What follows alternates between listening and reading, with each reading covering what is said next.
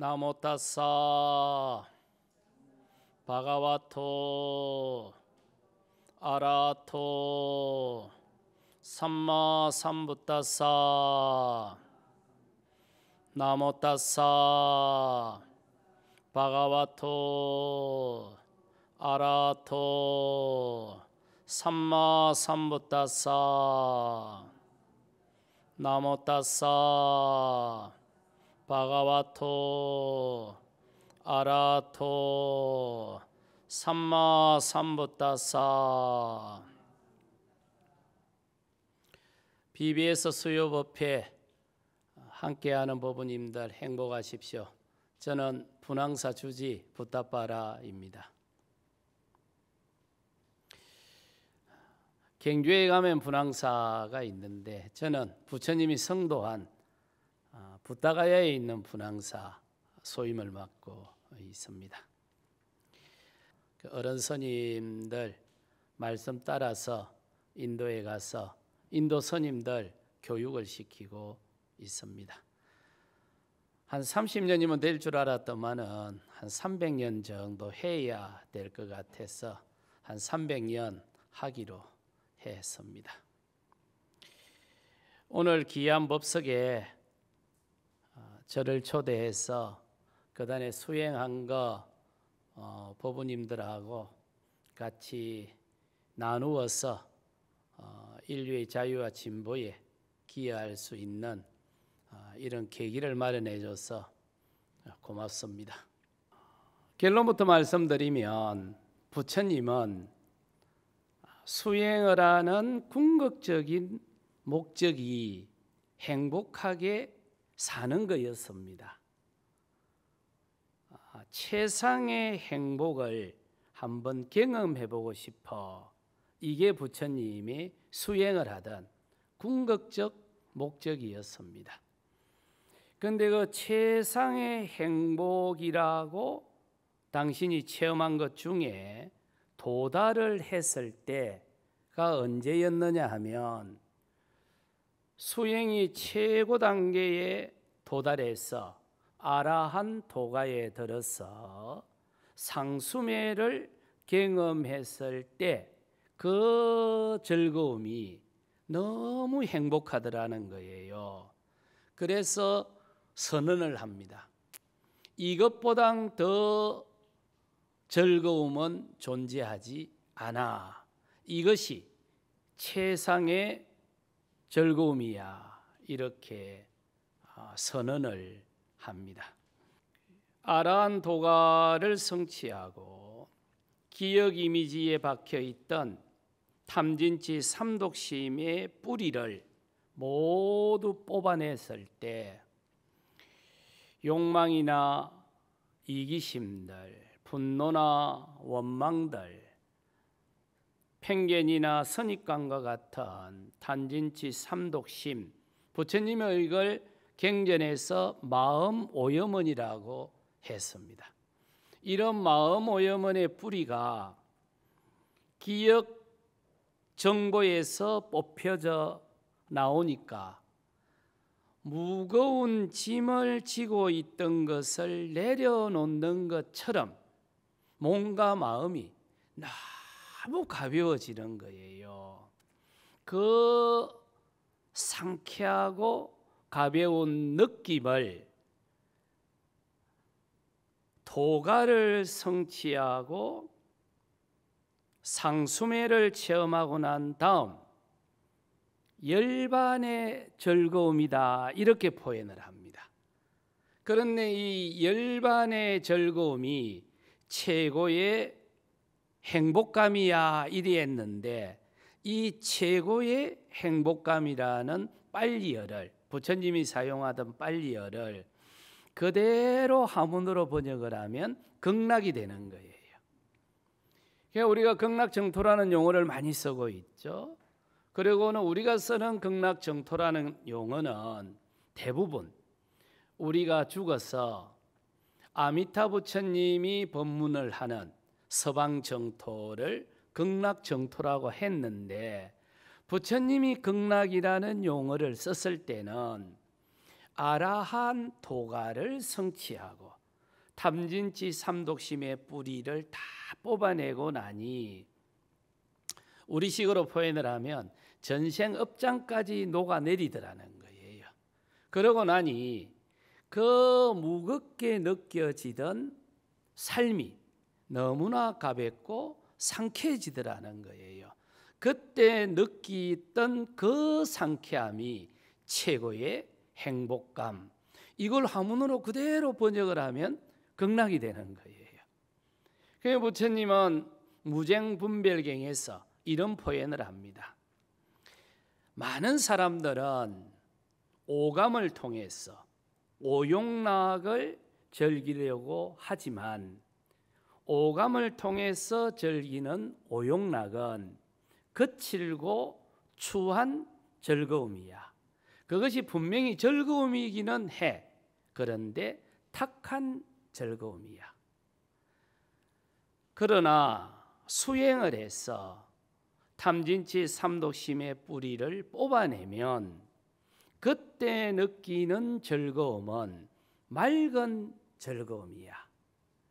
우리가 수행을 하는 궁극적 목적은 탁한 즐거움을 내려놓고 맑은 즐거움을 경험하고 그 맑은 즐거움을 한 번이라도 경험하고 나면 탁한 즐거움은 미련이 끊어져. 이게 무쟁분별경에서 부처님이 했던 말씀이에요. 그런데 우리가 절에 와서 어른 스님들한테 법문을 들으면 행복에 대해서 많은 이야기를 하던가요? 아니면 괴로움에 대해서 많은 이야기를 하던가요? 되게 괴로움에 대해서 많은 이야기를 하잖아요. 인생은 고해다. 삶 자체가 괴롭다. 이래 하는데 어떤 분들은 삶이 괴롭기도 할 거예요. 그런데 어떤 분들은 삶이 즐겁기도 할 겁니다. 저도 살아보니까 괴롭기도 하고 즐겁기도 하더만요. 그런데 부처님은 괴롭다는 표현보다 즐겁다는 표현을 월등히 많이 하고 있습니다. 경전을 찬찬히 보면 수행은 행복으로 인도하는 길이다라는 표현을 단정적으로 하고 계시는 거예요. 그런데 왜 괴로움을 주제로 끌어냈노? 이거는 부처님이 행복으로 가는 길에 있어서 괴로움이 방해 요소가 된다는 표현이었습니다. 젊은이들은 즐거움이 부족해서 행복하지 못하다고 생각할 수가 있습니다. 그래서 젊은이들은 즐거움을 찾아서 기웃거리죠. 그런데 세상을 조금만 사신 분들은 즐거움이 부족해서 행복하지 않은 것이 아니고 괴로움 때문에 행복하지 못하다는 표현을 많이 하시죠. 어른들 그러지 않습니까? 누가 애만 안 먹이면 내 살기는 펜타. 그 말이죠. 그러면 즐거움은 어쩝니까? 즐거워 죽는 사람은 아무도 없습니다. 그거는 각자 알아서 환상적으로 잘 풀어갑니다. 문제는 괴로움은 주제가 딱 하나예요. 돈 때문에 괴롭거나 자식 때문에 괴롭거나 부모 때문에 괴롭거나 괴로움은 주제가 하나입니다. 괴로워 죽겠다는 겁니다. 이 괴로움의 특성은 괴로움이 발생하는 순간 그것이 내 삶의 중심이 되어버립니다. 어떤 위치에 있든 어떤 일을 하든 괴로움이 발생해버리면 그 괴로움이 내 삶의 중심이 되어버립니다. 그러니 그 괴로움을 뽑아내지 않고서는 다음 행보가 없는 거예요.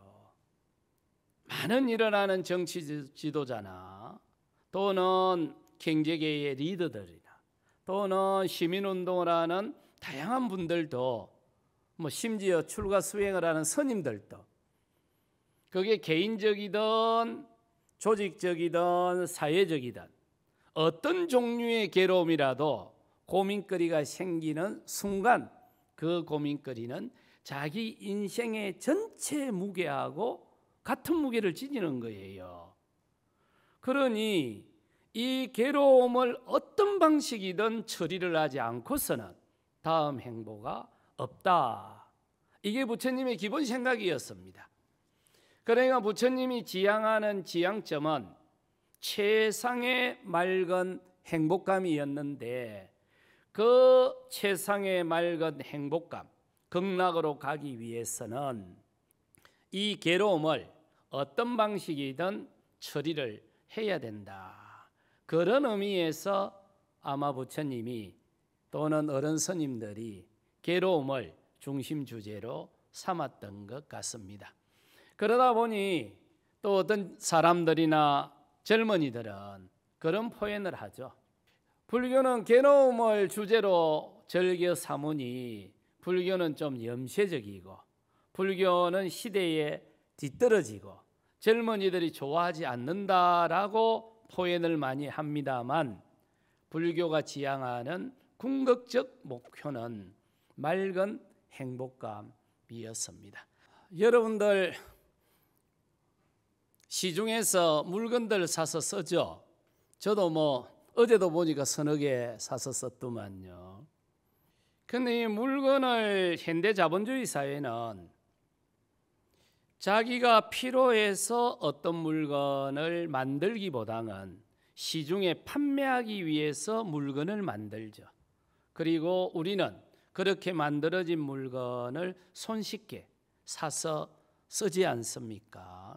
그런데 그렇게 쓰는 물건에 제품에 하자가 생기거나 불편하면 어떻게 하죠? 좀 교환해 달라고 하고 수리해 달라고 하고 그래도 안 되면 항의를 하다가 이 제품을 내가 다시는 사서 쓰나 하고는 격리시켜 버리죠. 그리고 폐기 처분해 버리죠. 이 현대 자본주의 사회는 생산과 소비가 분리돼 갖고 있죠.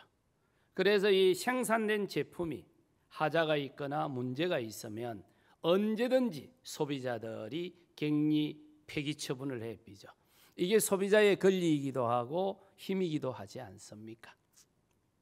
그런데 살다 보면 화날 때 있죠. 짜증이 나거나 화가 날 때 당신이 그렇게 했기 때문에 내가 짜증이 났어. 당신이 그래서 내가 화가 났어. 라고 해도 그 짜증이나 화를 생산한 최종 생산자는 자기 자신이에요. 그런데 그렇게 화가 나면 그 화의 1차 소비자는 누가 될까요? 바로 자기 자신이 됩니다.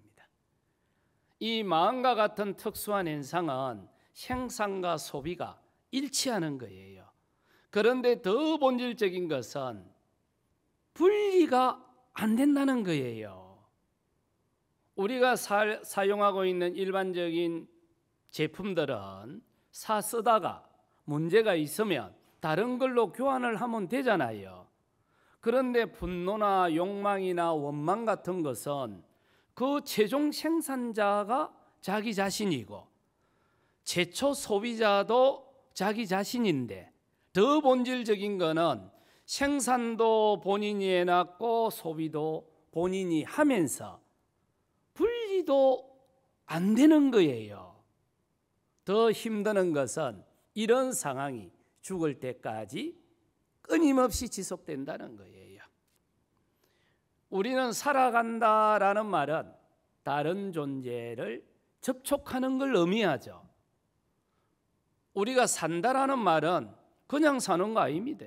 숨 쉬는 것부터서 모든 것이 다른 존재를 접촉을 하면서 사는 거죠. 접촉을 하고 나면 그 다음에 마음은 출렁거리게 되어 있습니다. 이 마음이 출렁거리지 않는다면서야 사는 게 뭐 문제가 있겠습니까?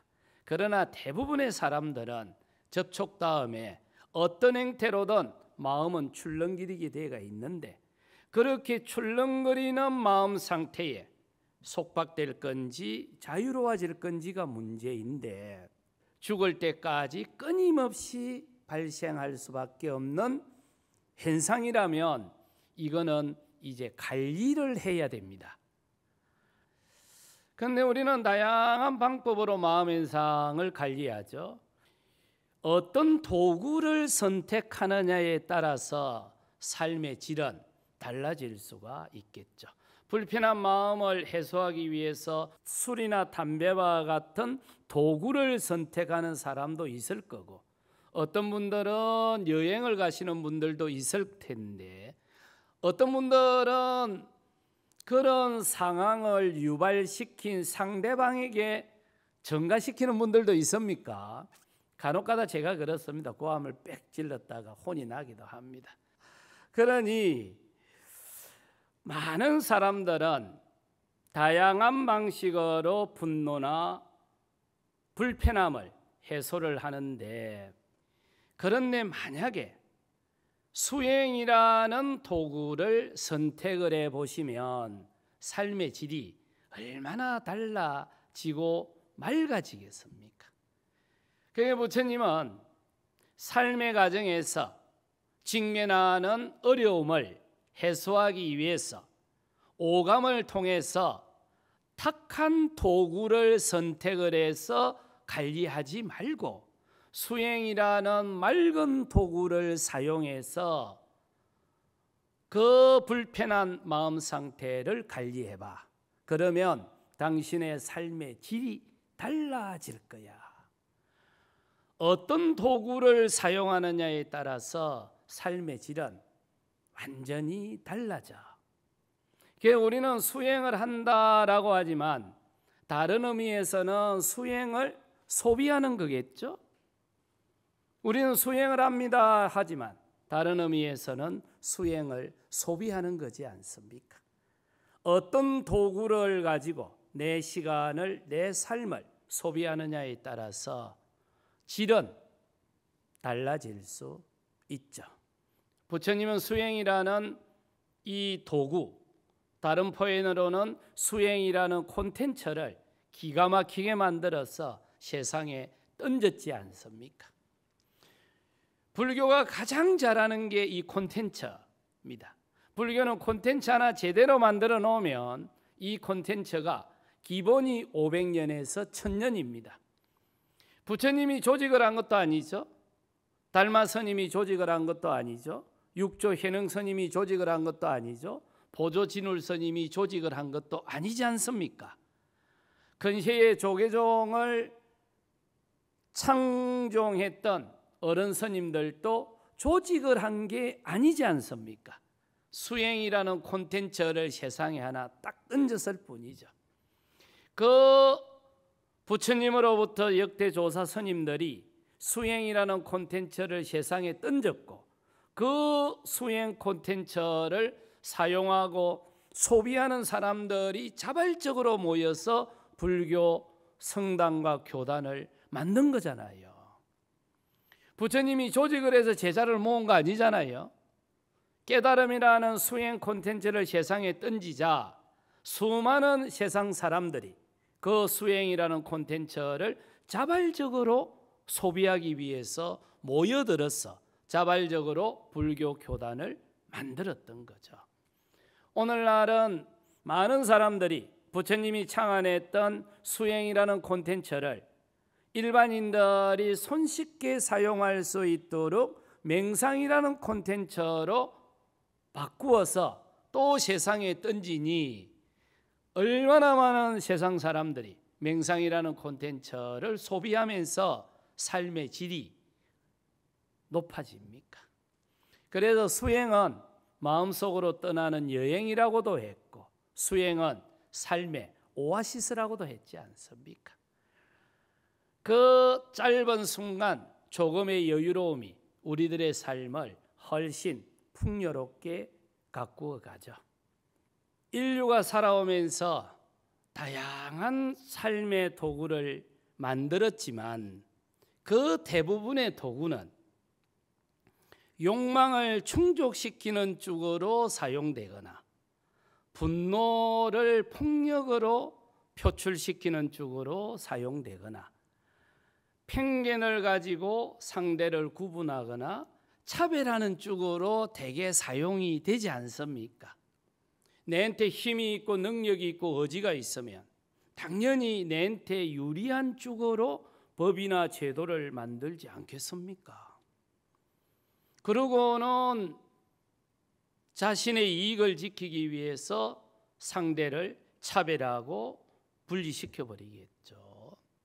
그러나 부처님은 수행이라는 도구를 가지고 우리 마음속에 있는 탐진치 삼독심을 제거하면 이 마음이 맑아지면 그 맑은 마음으로 세상을 만들어 가면 훨씬 맑은 세상을 만들 수 있어.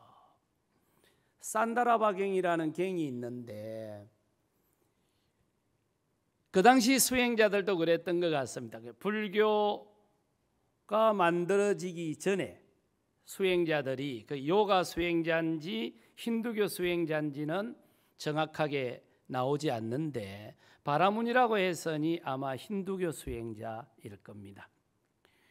부처님에게 와서 이런저런 말씀을 나눴는가 봐요. 그러니까 부처님이 딱 제지를 하면서 그럽니다. 지금까지 수행은 이 수행을 소비하는 행태가 개인을 위해서 수행이 소비되고 있어. 그런데 내가 창안한 이 수행은 개인을 위해서 소비하는 것이 아니고 이 세상을 위해서 소비해야 돼. 이게 기존의 힌두교 수행법과 내가 창안한 불교 수행법의 본질적 차이야. 한 사람이 마음을 맑히고 10사람이 마음을 맑히고 100사람이 마음을 맑히고 수만 명이 마음을 맑혔어. 이렇게 세상 사람들이 마음을 맑혀가면 그렇게 맑아지는 것만큼 세상은 맑아지고 이 맑은 세상에 사는 사람들의 삶의 질이 달라져. 이렇게 하면서 수행의 공익적 성격을 주목합니다.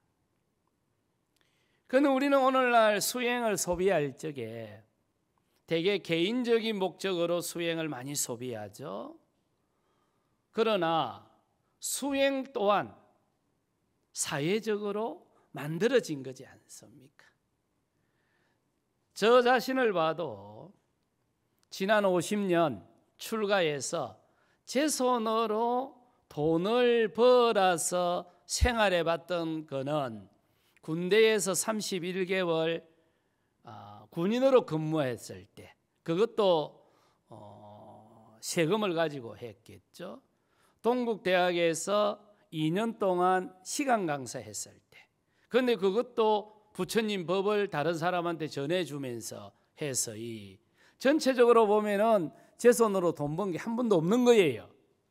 그러면 제가 공부를 했고 제가 수행을 했던 그 모든 것은 심지어 숨을 쓰는 그 순간까지도 이게 전부 신도들의 시주돈이에요.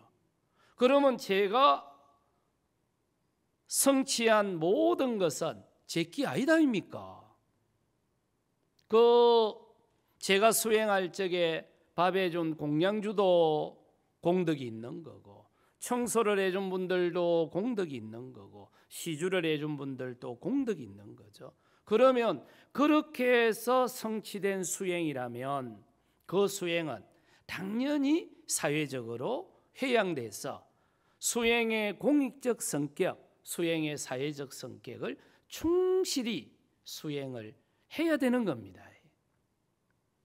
이게 우리가 수행이라는 도구를 사용할 때 이 도구를 부처님은 개인적으로만 소비하지 마라. 반드시 사회적으로 공익적 가치로 써야 된다. 수행자들도 많은 불교도들도 살다 보면 마음이 불편할 때 있겠죠. 그러면 수행을 통해서 마음을 편안하게 해야 되죠. 이건 절대로 이기적이거나 수행을 개인적인 목적으로 사용하는 게 아니에요. 수행의 본래 가치를 사용하는 거죠. 그런데 그렇게만 머물지 말라는 거예요. 다른 사람이 불편할 때, 특히 탐진치 삼독으로 인해서 불편함을 느낄 때 수행을 통해서 그 탐진치 삼독으로부터서 자유로워질 수 있도록 좀 도와주세요. 이게 수행의 공익적 가치입니다. 부처님은 산다라바경에서 힌두교 수행자에게 이 이야기를 합니다. 이 시간을 함께하는 BBS 수요법회 법우님들, 이 땅에 오기도 힘들고 또 이 땅에 와도 부처님 정법 만나기도 힘들다고 합니다.